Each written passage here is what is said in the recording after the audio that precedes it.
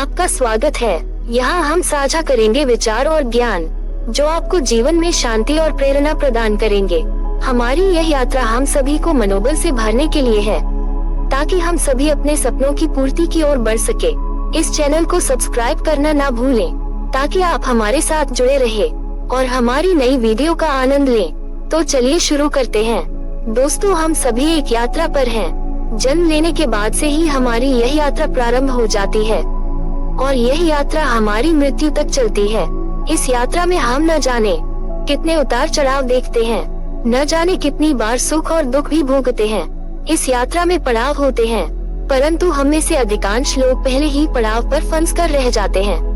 और पहला पड़ाव है अकेलापन। हम में से अधिकांश लोग अकेलेपन के शिकार हैं। हम में से हर कोई कहीं न कहीं अपने आप को अकेला महसूस करता है और इसी अकेलेपन के कारण हम में से अधिकांश लोग अवसाद अर्थात डिप्रेशन में चले जाते हैं। जब भी हम किसी मुसीबत में फंस जाते हैं, उस वक्त हमें यह एहसास होता है कि हमारे सिवा यहाँ पर हमारा और कोई नहीं है। और यह एहसास बहुत ही भयानक होता है, क्योंकि हमने तो हमेशा केवल एक ही बात सोची है, और वही कि हम अकेले नहीं हैं। हमारे साथ हमारा परिवार है, हमारे मित्र हैं, हमारे सगे संबंधी हैं, जो हर परिस्थिति में हमारा साथ अवश्य देंगे। लेकिन जब कोई विपदा आ पड़ती है, ऐसी कोई परिस्थिति आ पड़ती है और हमें उनका साथ नजर नहीं आता, तो उस वक्त हम भीतर ही भीतर पूरी तरह से टूट जाते हैं और हमें उनकी कमी महसूस होने लगती है। और यही कमी धीरे धीरे अकेलेपन का रूप ले लेती है। हम जिसे अब तक सच मानकर चल रहे थे, वो केवल एक झटके में कांच के टुकड़ों की तरह टूटकर बिखर जाता है। क्या आप भी अकेलेपन के इस पड़ाव पर आकर फंस चुके हैं और आपको यहाँ से निकलने का कोई रास्ता नजर नहीं आ रहा? तो दोस्तों, ये वीडियो अंत तक जरूर देखिएगा।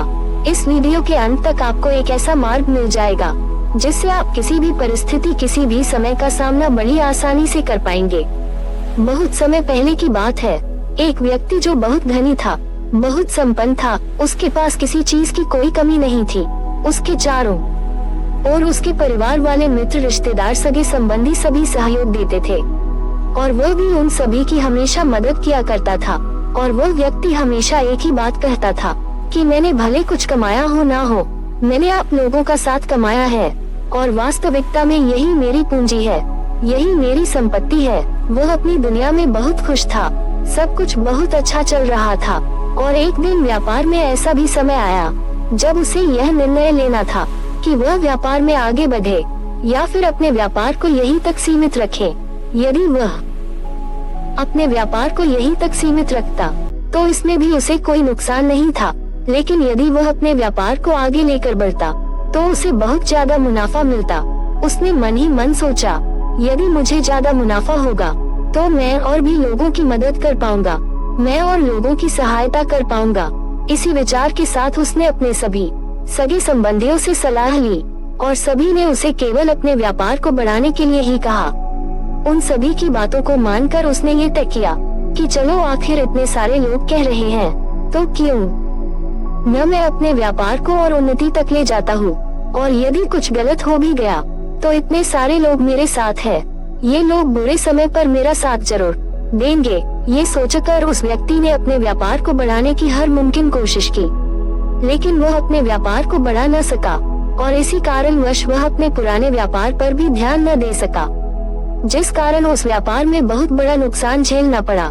देखते ही देखते वह पूरी तरह से कर्ज में डूब चुका था, लेकिन अब भी वह बहुत खुश था, वह बहुत शक था। वह ये सोच रहा था कि उसके सगे संबंधी उसका साथ अवश्य देंगे, वो उसे इस कर्ज से जरूर बाहर निकलवा लेंगे।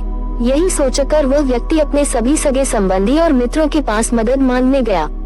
वह व्यक्ति उन सभी के पास गया जिसकी उसने कभी मदद की थी, लेकिन हर किसी ने उसकी मदद करने से इनकार कर दिया। हर किसी ने कुछ न कुछ बहाना बनाकर उसे मना कर दिया और अब इतनी बड़ी भीड़ में उसके माता पिता और उसके भाई बहन के अलावा उसके साथ और कोई खड़ा नहीं था।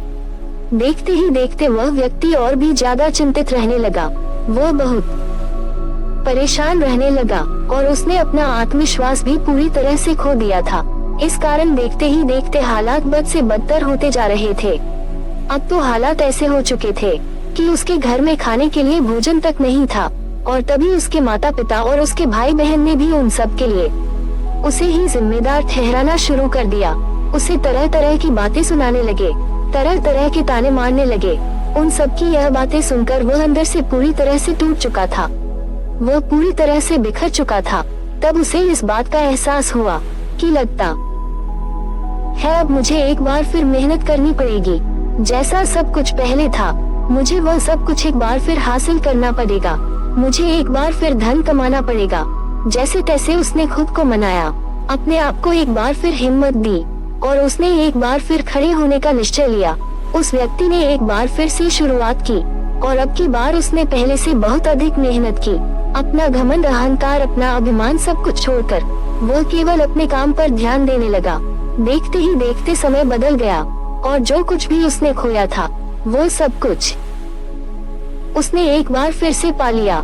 जो मित्र, जो सगे संबंधी उसे छोड़कर चले गए थे, वो एक बार फिर से उसके पास आने लगे।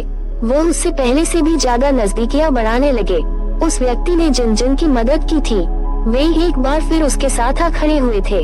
अब सब कुछ पहले जैसा हो गया था, लेकिन वो अपने आप को अब भी इस भीड़ में अकेला ही महसूस कर रहा था। उसे सबके भीतर एक बनावटी झूठ दिखाई दे रहा था। उसे सबके चेहरे पर एक बनावटी हंसी नजर आ रही थी, एक बनावटी भरोसा नजर आ रहा था। इसी कारण वह सबके पास होकर भी अपने आप को बहुत अकेला महसूस कर रहा था। अब उसे किसी से कोई उम्मीद नहीं थी, किसी से कोई आशा नहीं थी और देखते ही देखते सबके बीच रहकर भी भीतर ही भीतर घुट रहा था। वह अपने आप को अत्यंत अकेला महसूस कर रहा था। वह किसी ऐसे व्यक्ति की तलाश में था जो उसके अकेलेपन को दूर कर सके, जो उसके अकेलेपन की इस परेशानी से उसे बाहर निकाल सके, जो उसके सुख और दुख में उसका साथ दे, उसके साथ खड़े हो, जो कभी उसे धोखा न दे। वह ऐसे ही किसी व्यक्ति की तलाश कई महीनों तक करता रहा और आखिरकार उसे एक ऐसी लड़की मिली जिस पर वह आंख बंद करके भरोसा कर सकता था। उस व्यक्ति को वह लड़की बहुत पसंद थी और वो उससे शादी करने के लिए भी तैयार था। एक दिन की बात है, उस व्यक्ति ने उस लड़की से पूछा, क्या तुम हर परिस्थिति में मेरा साथ दोगी? इसके जवाब में वह लड़की कहती है, हाँ, मैं तुमसे वादा करती हूँ कि हर स्थिति में मैं तुम्हारे साथ ही रहूंगी। फिर चाहे समय कैसा भी क्यों ना हो, मैं कभी नहीं बदलने वाली। मैं तुम्हारे साथ हमेशा खड़ी रहूंगी। लेकिन एक दिन उस व्यक्ति के मन में ख्याल आया कि कहीं ये भी बाकी लोगों की तरह बदल ना जाए, कहीं लड़की भी उसे धोखा न दे दे। इसलिए एक दिन उस व्यक्ति ने उस लड़की को अपने पास बुलाया और उस लड़की से कहता है, देखो, मैं कोई अमीर व्यक्ति नहीं हूँ। ये जो भी शान और शौकत तुम देख रही हो, यह मेरा नहीं है, तो मेरे छोटे भाई का है। मैं तो बस इसे चला रहा हूँ, मैं तो बस इसकी देखभाल कर रहा हूँ। वास्तविकता में तो इन सब का मालिक वही है। और वैसे भी मैं इतनी सारी धन दौलत लेकर क्या करूँगा? मुझे तो केवल तुमसे प्यार है और शादी के बाद मैं तुम्हें लेकर कहीं दूर चला जाऊंगा। कहीं दूर जाकर हम अपना एक छोटा सा घर बसाएंगे। हम वहाँ पर खुशी खुशी अपना जीवन बिताएंगे। उस लड़का की यह बात सुनकर वो लड़की मुस्कुराते हुए उस लड़के से कहती है, तुम भी कितने भोले हो। अगर यह व्यापार तुम चला रहे हो, इसकी बागडोर तुम्हारे हाथों में है, तो तुम इसे अपने नाम पर भी तो करवा सकते हो। आखिर तुम्हें इसमें कितना समय लगेगा? जब तुम यह व्यापार अपने नाम करवा लोगे, तभी मैं तुमसे शादी करूंगी। पर मुझसे शादी करने का ख्याल मन में भी मत लाना। ये सुनकर वो व्यक्ति जोर से हंस पड़ा और वहाँ से चला गया। उस लड़की की बात सुनकर उस व्यक्ति के दिल को बहुत चोट पहुँची थी। वह अंदर ही अंदर पूरी तरह से टूट चुका था। अब उसे किसी से भी कोई उम्मीद नहीं रह गई थी। अब तक उसके जीवन में इतना अकेलापन नहीं था जितना कि अब वह अपने आप को अकेला महसूस कर रहा था। चारों तरफ हर कोई उससे झूठ कह रहा था। चारों तरफ हर किसी के चेहरे पर झूठी हंसी और झूठा मुखौटा था। उसे किसी पर भरोसा नहीं रह गया था और भीतर ही भीतर उसका अकेलापन उसे खाए जा रहा था, जिस कारण वह बहुत परेशान रहने लगा था। वह बहुत चिंतित रहने लगा था। वह किसी भी हालत में अपने इस अकेलेपन से छुटकारा चाहता था। एक दिन की बात है, वह व्यक्ति सैर करता हुआ अपने नगर से बाहर निकल गया और अपने नगर के बाहर निकलते ही उसे कुछ ही दूरी पर एक आश्रम दिखाई दिया। वह व्यक्ति उस आश्रम में जा पहुंचा। वहाँ पर बहुत शांति थी, बहुत सुकून था। उसे वहाँ की शांति बहुत अच्छी लग रही थी। जिस कारण उसका अकेलापन भी मिट रहा था। वो व्यक्ति उस आश्रम के बाहर बैठ गया और वो शांति का अनुभव करने लगा। तभी उसके सामने एक बौद्ध भिक्षु आ खड़े हुए और उन्होंने उस व्यक्ति से कहा, भांते मन को सुकून मिला। इस पर वो व्यक्ति उन भिक्षु को देखकर खड़ा हो गया और उन्हें प्रणाम करके कहता है, गुरुवर यहाँ कितनी शांति है, यहाँ कितना सुकून है, और बाहर की दुनिया में तो हर कोई हमें लूटना चाहता है, हर कोई हमें तकलीफ देना चाहता है। इस पर वो बौद्ध भिक्षु उस व्यक्ति से कहते हैं, भांते आखिर तुम्हारी समस्या क्या है, तुम मुझे खुलकर बता सकते हो। इस पर वह व्यक्ति उन बौद्ध भिक्षु से कहता है, हे गुरुवर मैं बहुत अकेला हूँ, मेरा यहाँ पर कोई नहीं, मेरे चारों तरफ घूमने वाला हर एक व्यक्ति केवल मेरी धन दौलत से प्यार करता है, उसे मुझसे कोई मतलब नहीं। मेरे पास बेशुमार धन दौलत है, सारी सुख सुविधाएं हैं, मेरा परिवार, मेरे मित्र, मेरे सहयोगी, मेरे सभी सगे संबंधी मेरे साथ ही है, लेकिन उनके होने के बावजूद भी मैं बहुत अकेला महसूस करता हूँ।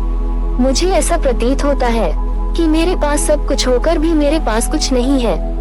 उन बौद्ध भिक्षु ने उस युवक की सारी बातें ध्यानपूर्वक सुनी और उसके बाद वह उस व्यक्ति से कहते हैं, भांते, मनुष्य जन्म से लेकर मृत्यु तक 2 पड़ाव में जीवन जीता है। पहला पड़ाव किसी भी मनुष्य को बड़ी सहजता से मिल जाता है, जिसमें उसे यह एहसास होता है कि इस जीवन में वह अकेला है। अकेलापन उसे कुछ इस प्रकार घेर लेता है कि उसे और कुछ नजर नहीं आता। उसे ऐसा लगता है कि सब कुछ उसके पास है, लेकिन फिर भी उसका कुछ नहीं। दूसरों से उसकी सारी उम्मीदें टूट जाती है और बहुत एकांत में रहने लगता है। वह बहुत चिंतित और परेशान रहने लगता है। इसी अकेलेपन को समाप्त करने के लिए वह जिंदगी भर यहाँ से वहाँ भटकता है। वह संसार में तरह तरह की चीजों को पाना चाहता है जिससे उसका एकांत मिट सके, परंतु वह ये भूल जाता है कि यह सभी चीजें तो एक ना एक दिन उसके हाथ से छूट ही जाना है। अंत में तो उसे अकेले ही जाना है और अधिकांश लोग इसी चक्र में फंसे रह जाते हैं। वह इस अकेलेपन को भरना तो चाहते हैं पर कभी भर नहीं पाते।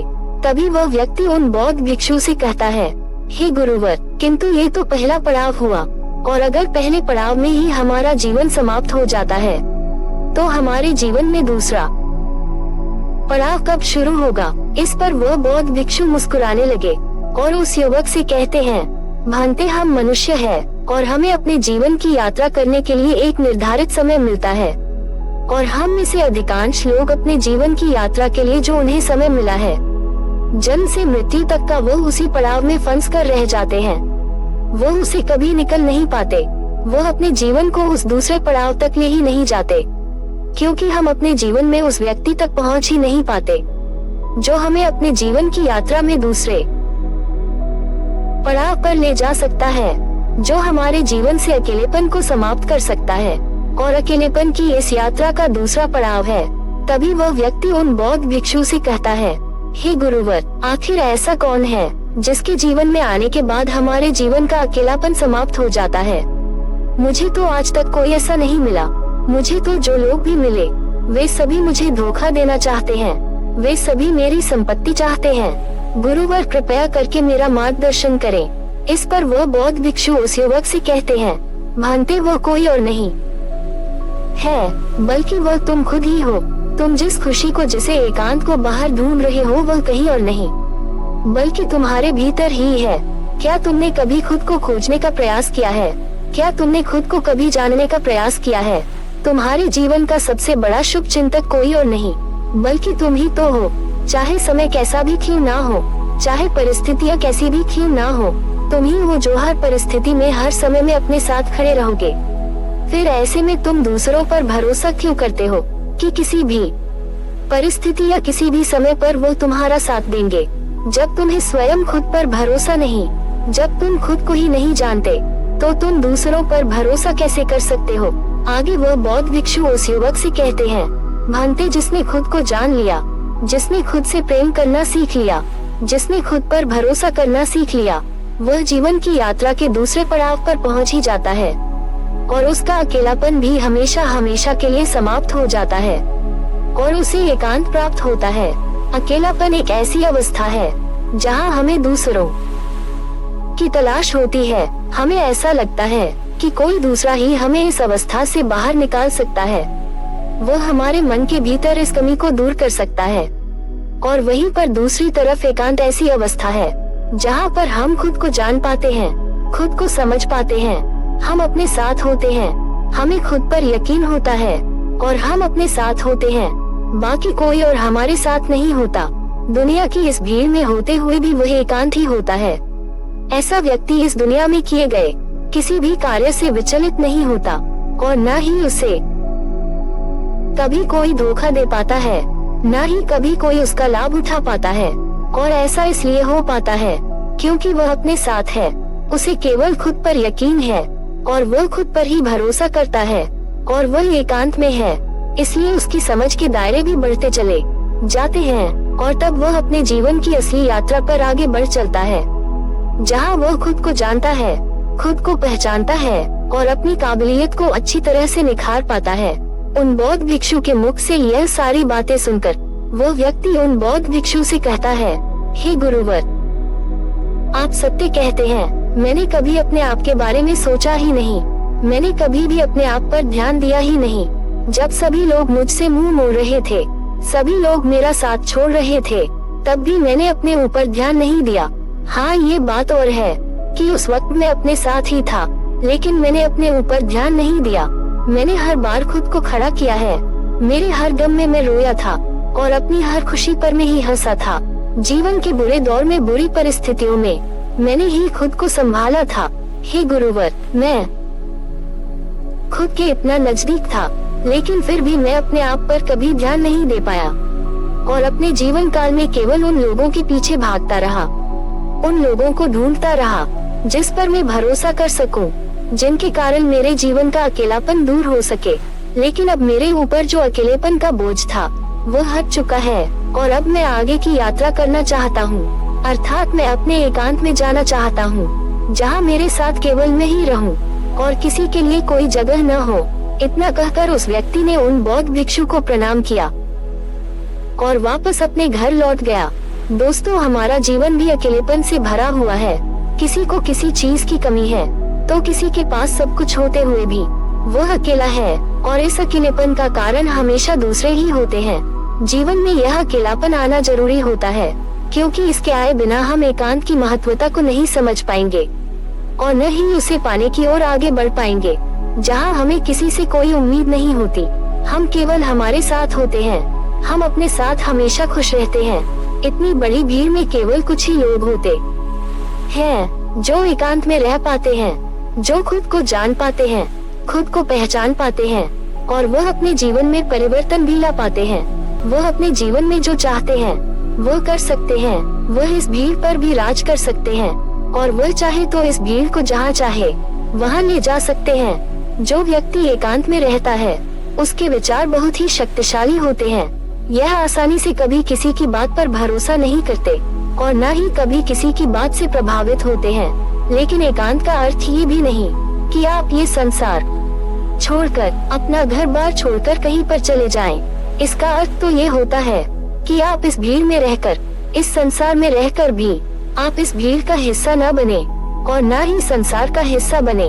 हाँ, संसार के सारे कार्य करते हुए भी आप अपने साथ रहे, अपने आप खुश रहे, अपने दुख में रोए, अपनी खुशी में हंसे और खुद पर भरोसा करें। दोस्तों, आज के इस वीडियो से आपने क्या सीखा वो मुझे आप कमेंट में जरूर बताइएगा। और इसी के साथ साथ में उम्मीद है कि आपको आज की यह वीडियो जरूर पसंद आई होगी। तो इस वीडियो को लाइक और अपने दोस्तों के साथ शेयर जरूर कीजिएगा और हमें ऐसे ही सपोर्ट करने के लिए चैनल को सब्सक्राइब और घंटी बटन को जरूर दबा दीजिएगा। तो चलिए फिर मिलते हैं ऐसी एक और वीडियो में। तब तक के लिए अपना ख्याल रखिए। धन्यवाद।